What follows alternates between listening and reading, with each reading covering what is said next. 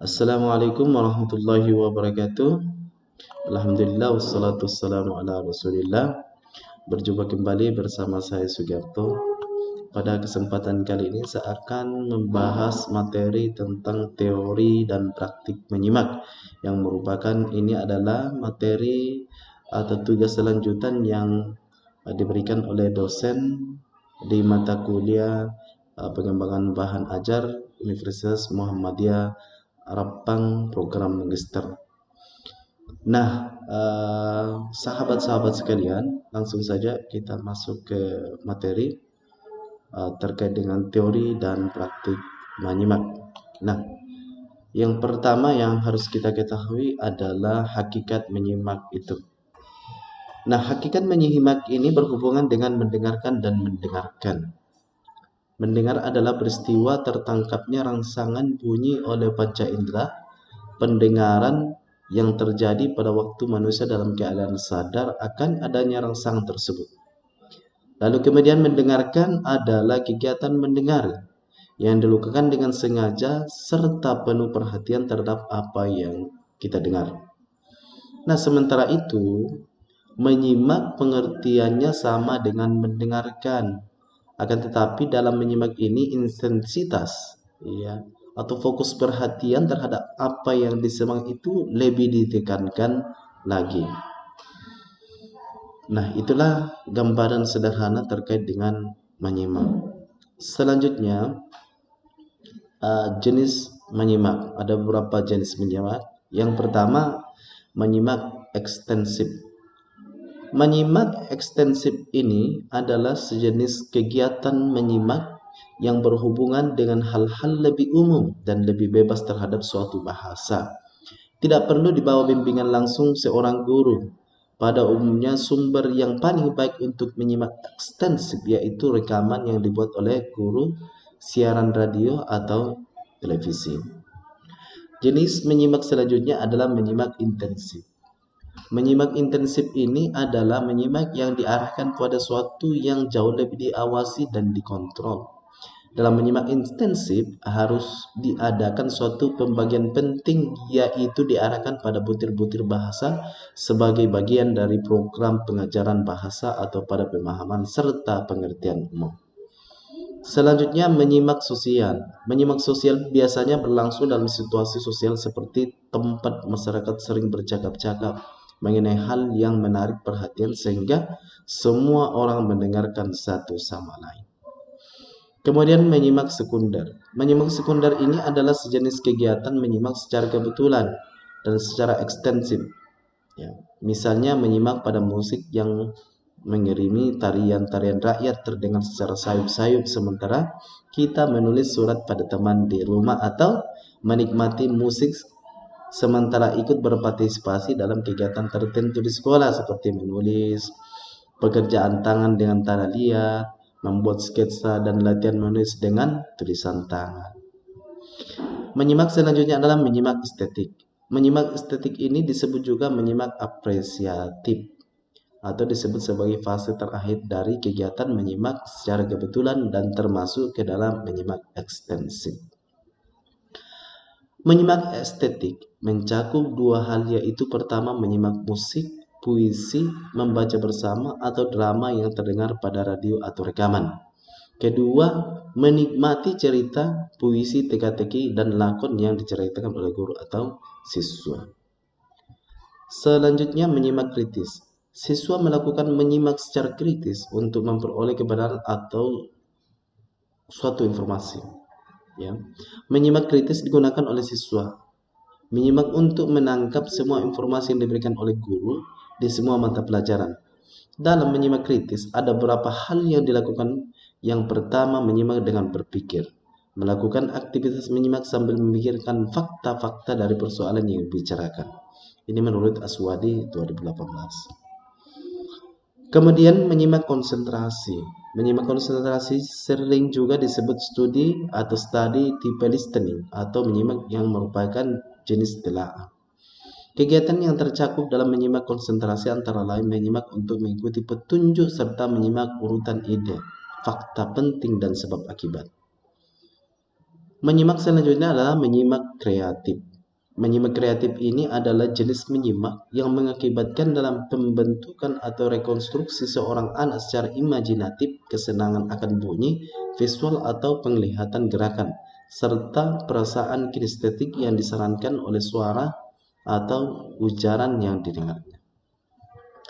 Kemudian menyimak interogatif. Menyimak interogatif ini merupakan menyimak intensif yang menuntut lebih banyak konsentrasi dan seleksi, pemusatan perhatian dan pemilihan karena penyimak harus mengajukan pertanyaan. Dalam kegiatan menyimak interogatif, penyimak mempersempit serta mengarahkan perhatiannya pada pemerolehan informasi atau mengenai jalur khusus. Kemudian ini menyimak pasif. Menyimak pasif ini adalah jenis kegiatan menyimak dalam menyerahkan atau penyerapan suatu bahasa tanpa upaya sadar yang biasa menandai upaya kita saat belajar dengan teliti. Belajar tergesa-gesa, menghafal luar kepala, berlatih, serta menguasai suatu bahasa. Nah, salah satu contoh menyimak pasif adalah kemampuan anak untuk mengucapkan kata pertamanya karena sering distimulus oleh orang tua yang gemar bercerita. Anak mengucapkan dapat kata mama atau papa karena ia menyimak secara pasif. Kemudian menyimak selektif. Menyimak selektif berhubungan erat dengan menyimak pasif. Betapapun efektifnya menyimak pasif, tetapi biasanya tidak dianggap sebagai kegiatan yang memuaskan. Oleh karena itu, menyimak selektif sangat dibutuhkan. Menyimak selektif ini melengkapi kegiatan menyimak pasif. Nah, selanjutnya kita masuk kepada tujuan dan manfaat menyimak. Nah, setidak-tidaknya ada beberapa poin yang bisa saya gambarkan daripada modul atau materi yang diberikan oleh Bapak dosen.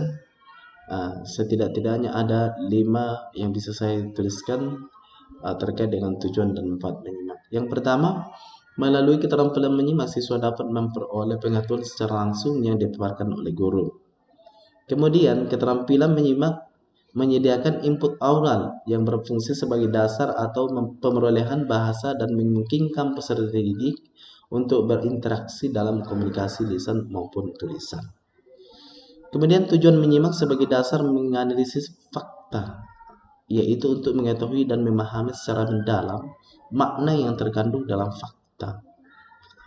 Nah, selanjutnya menyimak juga bertujuan untuk pemerolehan hiburan. Ya. Kemudian kegiatan menyimak ini dapat menambah kosakata yang mempengaruhi individu atau untuk menyampaikan ide, gagasan, pendapat, serta pesan sesuai dengan pengalaman dan pengetahuannya atau pengetahuan yang dimilikinya. Selanjutnya, faktor-faktor yang mempengaruhi keterampilan menyimak. Yang pertama, pembicara. Nah, pembicara ialah orang yang menyampaikan pembicaraan, ide, pesan, informasi kepada penyimak melalui bahasa lisan. Keefektifan menyimak akan dipengaruhi oleh faktor kualitas, keahlian, karisma, dan kepopuleran pembicara yang sangat mempengaruhi atau sangat berpengaruh terhadap para pembaca. Nah, kemudian pembicaraan. Pembicaraan adalah materi atau isi pesan atau informasi yang disampaikan oleh pembicara kepada penyimak. Pembicaraan yang menarik akan memenuhi hal-hal seperti aktual, berguna, dalam pusat minat, kemudian sistematis dan seimbang. Nah, itulah faktor-faktor yang mempengaruhi keterampilan menyimak. Kemudian selanjutnya adalah penyimak. Penyimak ialah orang yang mendengarkan dan memahami isi bahan simakan yang disampaikan oleh pembicara dalam suatu peristiwa yang menyimak berlangsung. Ya. Penyimak merupakan faktor yang paling penting menentukan keaktifan atau keefektifan dalam peristiwa menyimak. Beberapa hal yang berkaitan dengan penyimak yaitu kondisi, konsentrasi, bertujuan, minat, berkemampuan linguistik, berpengetahuan, dan berpengalaman yang luas. Nah, itu adalah hal yang mempengaruhi penyimak setidak-tidaknya ada beberapa, yaitu kondisi konsentrasi, bertujuan, minat, kemampuan linguistik, berpengetahuan, dan berpengalaman yang luas. Nah, selanjutnya praktik dan penilaian menyimak. Praktik menyimak. Dalam beberapa hal yang perlu diperhatikan dalam pembelajaran menyimak, hal yang perlu diperhatikan dalam pembelajaran menyimak diantaranya yaitu: satu, relevan dengan kompetensi yang ingin dicapai. Kemudian menantang dan merangsang siswa untuk belajar. Selanjutnya mengembangkan kreativitas siswa secara individual dan kelompok. Lalu memudahkan siswa memahami materi pembelajaran. Mengarahkan aktivitas belajar siswa pada tujuan pembelajaran. Kemudian mudah diterapkan dan tidak menuntut peralatan yang rumit. Kedua, menciptakan suasana belajar yang menyenangkan, memperbanyak pemberian materi visual misalnya dengan ekspresi wajah, gerakan, mimik, pantomimim, dan gambar-gambar. Kemudian setiap input bahasa lisan yang diberikan harus diucapkan dengan jelas, perlahan, dan berulang. Lalu, jangka waktu konsentrasi siswa sekolah dasar biasanya terbatas. Oleh karena itu, hindarkan pemberian kegiatan yang terlalu banyak. Selanjutnya, memastikan pemahaman siswa hendaknya dilakukan pada saat kegiatan menyimak berlangsung. Dan selanjutnya, kegiatan menyimak tidak semata siswa duduk diam dan konsentrasi mendengarkan bahasa lisan, akan tetapi bisa juga diiringi dengan gerakan. Nah, penilaian menyimak.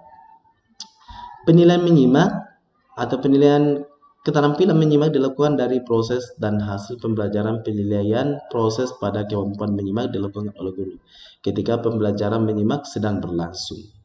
Guru harus merancang model instrumen penilaian, sehingga dalam penilaian hasil diperoleh dari hasil simakan siswa yang berupa jawaban-jawaban terhadap pertanyaan yang diberikan oleh guru.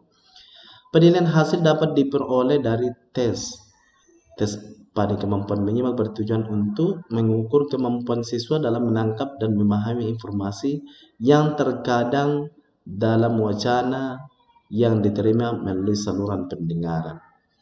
Menurut Nurgiantoro 2012, ada 4 tingkatan tes keterampilan menyimak, yaitu tingkatan ingatan, tingkat pemahaman, tingkat peneraman, dan tingkat analisis. Selanjutnya, rancangan pembelajaran menyimak. Berikut penulis uraikan susunan rancangan pembelajaran menyimak dalam kurikulum 2013. Yang pertama, tentu menuliskan kompetensi inti atau KI. Kemudian menentukan kompetensi dasar, menentukan indikator, menentukan tujuan pembelajaran khusus, menentukan model pembelajaran, menentukan metode pembelajaran, menentukan media pembelajaran, menyusun kegiatan pembelajaran, menentukan evaluasi dan penilaian pembelajaran. Nah, kira-kira itulah gambaran rancangan pembelajaran menyimak. Tinggal bagaimana kita sesuaikan dengan mata pelajaran yang kita akan ajarkan, kompetensi dasar apa yang kita ajarkan, kita harus sinkronkan mulai daripada KI sampai menentukan evaluasi dan penilaian pembelajaran itu sendiri. Tergantung mata pelajaran yang kita ajarkan dan indikator-indikator yang kita susun atau yang sudah disusun sebelumnya. Nah, selanjutnya saya sampaikan bahwa materi-materi terkait dengan menyimak ini tentu sangat bermanfaat buat saya pribadi sendiri, dan mudah-mudahan juga sahabat-sahabat sekalian minimal memahami sedikit terkait dengan apa yang saya sampaikan. Dan adapun kekurangan dalam penyampaian ini tentu datangnya dari diri sendiri, dan adapun kebaikan dan manfaat daripada apa yang saya sampaikan ini tentu yang pertama datangnya dari Allah Subhanahu wa taala dan penulis buku itu sendiri.